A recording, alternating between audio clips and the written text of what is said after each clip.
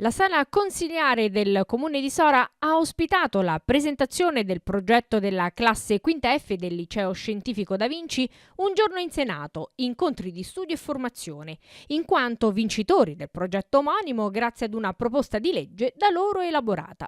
Una commissione composta da rappresentanti del Senato della Repubblica e del NITUR ha promosso il progetto e nello scorso mese di novembre gli studenti hanno visitato i luoghi di discussione delle proposte di legge ed hanno simulato la presentazione della loro proposta. La proposta di legge che hanno presentato in Senato, non nell'aula del Senato perché era in corso una votazione, ma nell'aula della 10ª Commissione a novembre, ed è una proposta di legge di una certa difficoltà anche di approccio, perché il tema è l'eutanasia, quindi non è un argomento né facile né scontato. La nostra scuola da anni lavora a questi progetti legati alla cittadinanza, alla Costituzione, in collaborazione con il Senato della Repubblica. L'anno scorso avevano avuto un ottimo successo, quest'anno c'è stata addirittura la vittoria. E questo ha insegnato ai nostri alunni che la pazienza e la costanza premiano, perché non si improvvisano le cose importanti e le cose belle, i risultati importanti, i risultati belli arrivano quando ci si lavora. Noi siamo orgogliosi di loro, siamo orgogliosi di quello che hanno fatto, di quello che hanno proposto, di come sono stati capaci di lavorare tutti insieme, perché poi questa competenza è fondamentale, la capacità di lavorare in team. È stata un'esperienza estremamente positiva per loro, è un'esperienza che ha gratificato tutta la scuola. A portare i saluti dell'amministrazione comunale la consigliera Floriana De Donatis. Questi ragazzi sono ammirevoli perché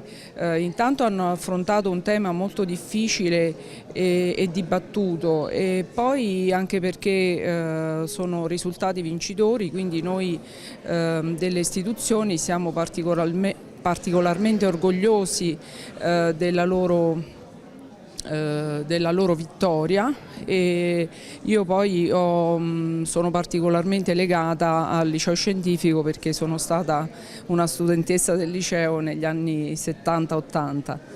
e quindi per questo sono felice di essere qui con loro e sono anche curiosa di vedere la fase dibattimentale che avverrà in questa sala consiliare, dove si ripeterà quella che è stata fatta nell'aula del Senato. Data l'importanza del riconoscimento ricevuto, la dirigente scolastica Orietta Palombo, in accordo con le docenti referenti della progettualità, ha pensato di rendere partecipe la società civile del percorso intrapreso dagli studenti, che hanno dunque riproposto la simulazione effettuata in 10ª Commissione del Senato lo scorso 27 novembre.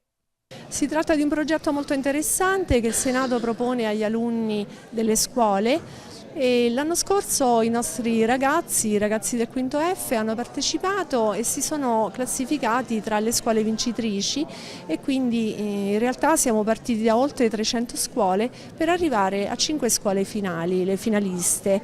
Quindi ecco la ragione per cui c'è stato questo bellissimo premio, quindi partecipare a 2 giornate di formazione presso Palazzo Madama e visitare anche altri luoghi molto belli e suggestivi, che sono comunque i palazzi del potere, dove si svolgono le funzioni di tutte quelle che sono le istituzioni della politica.